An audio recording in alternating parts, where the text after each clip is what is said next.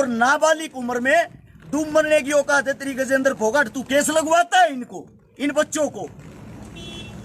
मेरी भाई तमाम सरदारी से जो मेरी आवाज सुन रहे सबसे विनती, इस वीडियो को जितना ज्यादा हो सके, जितना ज्यादा आप लोग हमारी ताकत हो, आप लोग हमारी आखिरी उम्मीद हो। आज तक आप लोगों ने मेरे को खाली नींद जाने दिया है।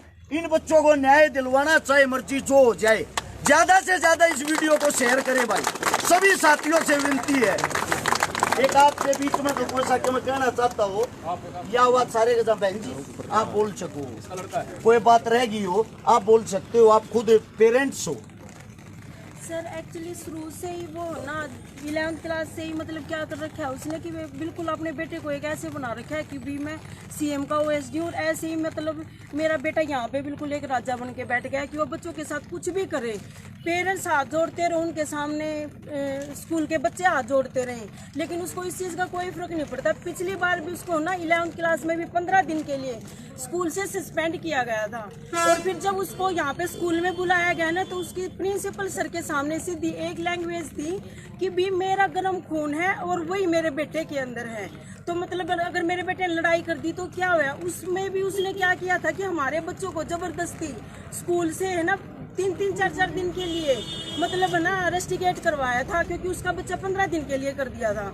जब हम यहाँ पे स्कूल में आए तो प्रिंसिपल सर ने हमें ये बोला कि भी हमारी मजबूरी है, अगर हम उनको उसके बच्चे को रेस्टिकेट कर रहे हैं और आपके बच्चों को अगर ये हमारे ऊपर सीधा सीएम का ओएसडी होने के कारण दबाव बना रहा है। और मतलब ना वो ये देखता कि भी कोई बुजुर्ग माता है या कोई लेडीज है जो भी उसके सामने मतलब अगर अपने बच्चों की रिक्वेस्ट करने के लिए जाता है ना, तो सीधा इतनी अब्यूजिंग एक स्कूल के अंदर एक जो मतलब एजुकेशन डिपार्टमेंट है उसके अंदर खड़ा होके वो ना ये एक स्कूल। और जब ये लड़ाई हुई 18 तारीख को तो स्कूल वालों ने हमारे को कोई भी इन्फॉर्म नहीं किया। उसके बाद जब हमारे बच्चे स्कूल बस में नहीं पहुंचे और हम यहाँ पे हमने कॉल करके पूछा कि भी क्या बात होगी, तो इन्होंने हमें ये बताया कि बच्चों के साथ कुछ मीटिंग कर रहे हैं। इन्होंने ये नहीं बताया कि भी यहाँ पे गजेंद्र फोगाट के लड़का है जो उसको मतलब सिर्फ एक ये दिखाने के लिए कि भी ये ओएसडी का बेटा है, उसके सामने हमारे बेटों को लगातार दो हाथों से पकड़ रहे हैं, पैर पकड़ रहे हैं और बिल्कुल एक क्रिमिनल की तरह उनको मारा जाने लग रहा है। बार बार उनको मतलब है ना उनके सामने गजेंद्र फोगाट के बेटे के सामने नाक रगड़वाने लग रहे हैं और बार बार ये कह रहे हैं कि भी तुम इनसे गलती मानो।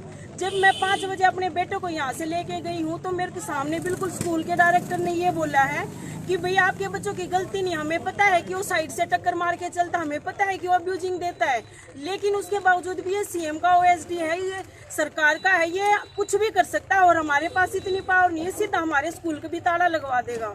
हम बार बार उसके सामने स्कूल के जो डायरेक्टर उन्होंने हमें बोला कि भी हमें पता है कि भी बच्चों की कुछ भी गलती नहीं है।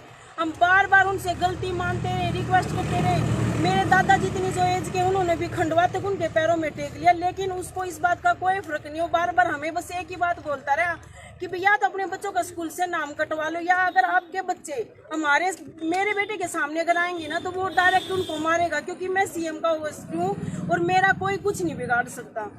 इसलिए मैं मतलब सिर्फ एक एज ए पेरेंट्स ये रिक्वेस्ट करती हूँ कि मेरा बेटा स्टार्टिंग से जिस दिन से स्कूल खुला था उसी दिन से ही स्कूल में पढ़ता है और हम इतनी बड़ी हाई लेवल की फैमिली से नहीं है कि भी अब यहाँ पे +2 से मतलब अपने बेटे का नाम कटवा दे और फिर किसी बड़े स्कूल में फिर करवा दे।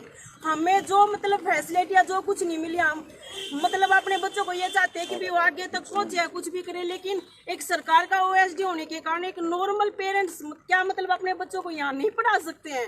ऐसा नहीं है कि भाई मतलब अगर कोई सरकार का आदमी होगा, कल को अगर हम इस स्कूल से किसी दूसरे स्कूल में अगर जाते हैं तो ऐसा ही कोई व्यक्ति हमें और भी मिल सकता है। तो ये तो एक ऐसा वो हो गया कि भी कोई भी सरकार का आदमी अपने आप पर दबाव दिखाएगा और मतलब है ना बच्चों का नाम कटवाएगा। जो हमारे बच्चे 12th क्लास में हैं उनको भी गजेंद्र फोगाट भाई साहब को भी इस बात का पता है कि भी हमारे बच्चे 12th में हैं और उनका भी बेटा 12th में है।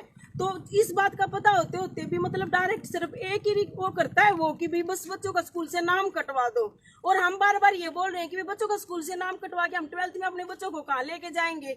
भी अगर हमारी तरफ से अगर अपने बच्चों के लिए कुछ भी लिख के देना है, कोई भी सिक्योरिटी लेनी, हम वो कर सकते हैं। ऐसा अब रोहतक है, हम रोहतक में रहते हैं तो क्या हम रोहतक भी किसी भी अगर मतलब अधिकारी के पास आते हैं हमें क्या कहते हैं, या तो स्कूल से नाम कटवा दो या रोहतक ही छोड़ दो। तो एक मतलब ऐसा हो गया कि भी वो एक ऐसी सीट पे बैठ गया सरकार की कि मतलब वो ऐसे प्रेशर बनाएगा कि भाई हम स्कूल भी छोड़ दे, रोहतक भी छोड़ दे। क्या मतलब अपने बच्चों को लेके कहाँ जाएंगे। तो मैं एक यही रिक्वेस्ट करती हूँ कि कम से कम हमारे बच्चों की जो 12th क्लास में है, अब कुछ बच्चे जो 10th 11th के थे, पेरेंट्स उन्होंने उनका नाम भी कटवा लिया, लेकिन उसके बावजूद भी उसने कोई फैसला नहीं किया। और मैं ये रिक्वेस्ट करती हूँ कि हमारे 4 जो पेरेंट्स हैं उनके बच्चे 12th में हैं, उनके भविष्य को देखते हुए कि जो 12th का बच्चा है उसका लास्ट स्कूल का टाइमिंग है, मेन क्लास है, बिल्कुल उसको देखते हुए मतलब इस सरकार में जो ये OSD की सीट पे बिठा रखा है ऐसे भ्रष्ट व्यक्ति को, जिसको ये तक बोलने की तमीज नहीं, क्योंकि वो लेडी जो खड़ी है, बहन बैठी है, क्या है तू क्या बोल रहा है, स्कूल एजुकेशन में क्या बोल रहा है। उस ऐसे व्यक्ति को मैं ये कहती हूँ कि भाई भगवान के सामने या सरकार मतलब उसको ये देखना चाहिए कि भी ऐसे भ्रष्ट व्यक्ति को मतलब ऐसे उस पे पद पे रखने का कोई अधिकार नहीं है। जो मतलब एक 11th 10th के बच्चे हैं उनको सीधा डायरेक्ट ये बोलता है कि भी हाँ क्रिमिनल बन जाएंगे, ये एक आधा हम भी यूज कर लेंगे। क्या मतलब वो इस सीट पे बैठ के मतलब बच्चों को, इस एज के बच्चों को क्रिमिनल बनाने के लिए बैठा है या उनको यूज करने के लिए बैठा है कि भी वो अपने इसमें यूज कर लेंगे। हमने इतने महंगे स्कूल में अपने बच्चे पढ़ाए, क्या इनको क्रिमिनल बनाने के लिए बनाया है? जब हम अपने बच्चों को उसके सामने ही मार रहे हैं और वो अपने बच्चे को बिल्कुल जो हम जाते हैं पेरेंट्स, दादा या फादर मदर जो भी हम जा रहे हैं ऐसे सीट पे बिठा लेता है और उसके सामने दादा भी मदर भी सब उसके सामने हाथ जोड़ते। तो क्या क्रिमिनल हम बना रहे हैं? वो बना रहा है अपने बेटे को जो अभी से मतलब वो इसको ये पावर दिखा रहा है। तो ये मैं रिक्वेस्ट करती हूँ कि भी हमारे बच्चों को सिर्फ भविष्य को देखते हैं उसको इस पद से बिल्कुल हटाया जाए और मतलब ना उसको इस चीज की जो इसने FIR दर्ज करवा रखी है, जो हमारे बच्चों का नाम कटवा रखा है। स्कूल वाले हमारे सामने ये बोलते हैं कि भी तुम्हारे बच्चों की कोई गलती नहीं, हमारे पास वो ईमेल डाल देता है तो स्कूल वाले हमारा नाम कटवा देते हैं और हम स्कूल वाले के साथ थे उस दिन से। तो इसका मतलब सरकार के दबाव के कारण स्कूल वालों ने हमारा नाम काट दिया और वो सरकार का आदमी है तो उसका बेटा जिसमें वो बच्चों को बिल्कुल वीडियो में सांप मारता हुआ दिखाई दे रहा है और स्कूल की जो वीडियो है उसमें उसका फादर एब्यूजिंग वगैरह सब कुछ करते हुए दिख रहा है, उसके बावजूद भी उसका बेटा स्कूल में आ रहा है और हमारे बच्चे घर में बैठे हैं। 14 तारीख से पेपर थे और 14 तारीख से पेपर थे। हमने यहाँ पे मीटिंग की विक्रांत सर से कि भी 14 तारीख से पेपर है। 10th में जब हमारे बच्चे आए थे तो कोरोना की वजह से हमारे बच्चे पेपर नहीं दे पाए थे और अब 12th में आए हैं तो 12th में अब इन्होंने गजेंद्र फोगाट ने बिल्कुल ये ऑब्जेक्शन लगा दिया कि ना ये बच्चे पेपर देंगे ना ये बच्चे प्रैक्टिकल देंगे, बल्कि इनका बिल्कुल 12th के एग्जाम भी मत देने दो। तो ये मतलब कहाँ का इंसाफ हो गया, कहाँ का ये हो गया कि जो मतलब इतनी बड़ी जो ब्रांच है जो इतनी बड़ी वो चला रहे हैं ये, तो कल को अगर किसी और बच्चे को मार देगा तो क्या उन बच्चों को भी स्कूल से निकाल देंगे? ऐसे करते करते तो मतलब पूरे स्कूल को ही खाली करवा देगा।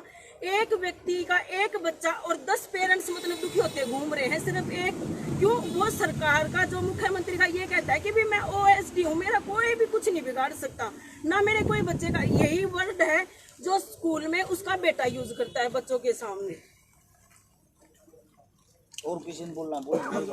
पहले तो जितने यहाँ पे पेरेंट्स और बुजुर्ग आए हुए मैं सबका मान और सम्मान करता हूँ, सबका आभार व्यक्त करता हूँ। उससे पहले जैसे ये झगड़ा होता है तो अगले दिन ही वो पेपर में निकलवा देता है क्योंकि मीडिया का प्रभारी गजेंद्र फोगाट है।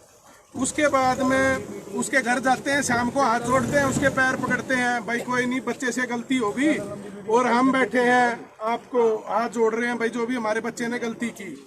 तो हमने अपने बड़े बुजुर्गों से इनसे सीखा भाई बच्चा कोई गलती कर दे तो अपने को पिटना चाहिए। मैंने स्कूल से वीडियो निकलवा ले, मैंने अपने बच्चों को खुद स्कूल में आके सबसे पहले लठ मैंने मारे थे कि हमारे बड़े बुजुर्ग कहीं पे पीटो, अपने न शिक्षा दो।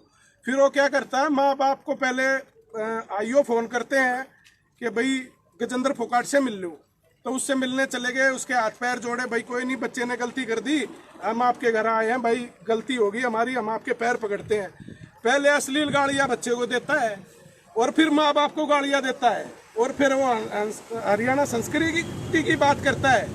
पहले बच्चे को जलील करता है फिर माँ बाप को जलील करता है और वो कहता है कि मैं सीएम का भाई OSD हूँ। मेरे सामने कहा उसने और कहा कि अब की बार सीएम साहब मेरे को टिकट दे रहे हैं MLA की, मैं टिकट लेके आऊँगा और भाई मैं कांच काट दूंगा, सीएम का OSD हूँ, सरकार में लगा रखा हूँ। बोला भाई मैं फैसला तो कर लूँ, अगर फैसला नहीं ना करता कि इन बालका ने सीएम का OSD पीट दिया, मेरे सामने कही है रही अरेस्ट सिखा रहा है भाई की बात। सोशल मीडिया जितने हरियाणा पे पत्रकार हैं, सोशल मीडिया वाले, सबको फोन करके बुलाया गया था भाई, सबसे रिक्वेस्ट की गई थी कि सच्चाई है और सच्चाई का पक्ष रखेंगे। तो भाई कुछ भाई आए हैं, आ पाए, कुछ नहीं आ पाए, पता नहीं उसने मना कर दिया कि वह खुद नहीं आए। उसके बाद में क्या है जी, सबको परेशान करा जा रहा है, किसी की कहीं कोई सुनवाई नहीं है। सीएम साहब से हाथ जोड़ के एक रिक्वेस्ट है जी, इसको इसके इस पद से हटाया जाए। सभी अधिकारियों को ये कहा जाए भाई इसका कोई लेना देना नहीं है सरकार से, ठीक है, इसे पिया की रेस लगा देंगे भाई। आदरणीय जितने मेरे बड़े बुजुर्ग हैं, मेरे साथी हैं, सभी को मैं प्रणाम करता हूं।